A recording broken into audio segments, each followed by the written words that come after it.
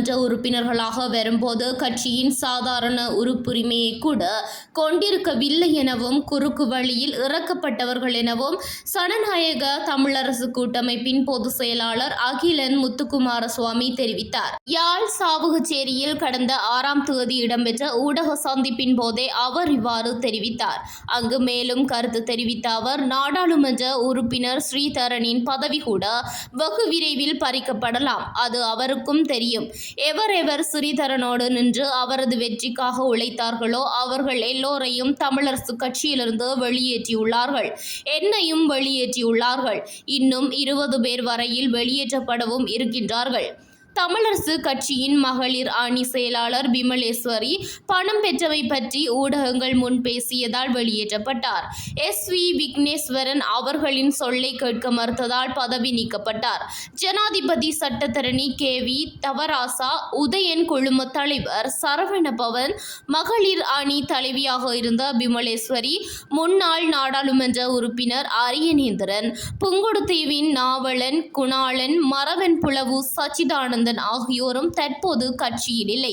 அரியநேந்திரன் சங்கு சின்னத்தில் ஜனாதிபதி தேர்தலில் போட்டியிட்டமைக்காக கட்சியால் விளக்கம் கோரப்பட்டு பதவி நீக்கப்பட்டார்.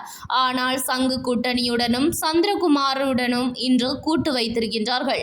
தேசிய கட்சியிலிருந்து வந்தவர்கள் கட்சிக்குள் உள்வாங்கப்பட்டுள்ளார்கள். கிழக்கு மாகாணத்தில் நாடாளுமன்ற உறுப்பினர் ஸ்ரீநேசன் அறிவாலும் ஆற்றலாலும் அனுபவத்தாலும் சிறந்தவர். ஆனால் அவரை புறந்தள்ளிவிட்டு கட்சியின் நாடாளுமன்ற குழு தலைவர் பதவியை நாடாளுமன்ற உறுப்பினர் சாணக்கியனுக்கு வழங்கியிருப்பது பொருத்தமானதல்ல. சாணக்கியன் வேற்று கட்சியிலிருந்து வந்தவர். அவரோ தற்போதுள்ள பதில் பொதுச் செயலாளரோ நேரடியாக கட்சிக்குள் வந்தவர்கள் அல்லர். அவர்கள் நாடாளுமன்ற உறுப்பினராக வரும்போது உறுப்பினர்களாக கூட இருக்கவில்லை.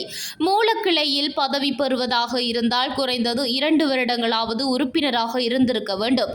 ஆனால் இவர்கள் எங்கேயோ இருந்து இறக்குமதி செய்யப்பட்டவர்கள், குறுக்கு வழியில் வந்தவர்கள். நாடாளுமன்ற உறுப்பினர் ஸ்ரீதரனுக்கு ஒரு மக்கள் கூட்டமே இருக்கின்றது. ஆனால் அவர் ஏன் மௌனமாக இருக்கின்றார் என்றுதான் தெரியவில்லை. ஆனால் ஒன்று மட்டும் அவருக்கு தெரியும், அது எங்களுக்கும் தெரியும். அவரோடு சேர்ந்து எவரெவர் நிற்கின்றார்களோ அவர்களுடைய பெயர்கள் நீக்கல் பட்டியல் நீண்டு கொண்டே செல்லும். இப்படி போனால் ஆனந்த சங்கரி ஐயா தமிழர் விடுதலை கூட்டணியை தனியாளாக நடத்துவதைப் போல தமிழரசு கட்சியின் பதில் பொறுப்புகளில் இருப்பவர்கள் தமிழரசு கட்சியை கொண்டு சென்று நிறுத்துவார்கள். தமிழரசு கட்சி ஒருபோதும் வீறு நடை போடாது என்று அவர் குறிப்பிட்டார். இன்றைக்கு வெளியில் இருக்கிற மற்ற கட்சிகளை சுருக்கமாக சொல்ல போனால் சங்க கூட்டணி என்று சொல்வார்கள். இல்லை அவர்களை ஈவன் சந்திரகுமார் போன்றவர்களை இன்றைக்கு உள்வாங்குகின்றார்கள். எனக்கு இது புரியலை. என்னென்னு சொன்னால், தமிழரசு கட்சிக்காக பாடுபட்டவர்கள் பல பேர் இருக்கிறார்கள்.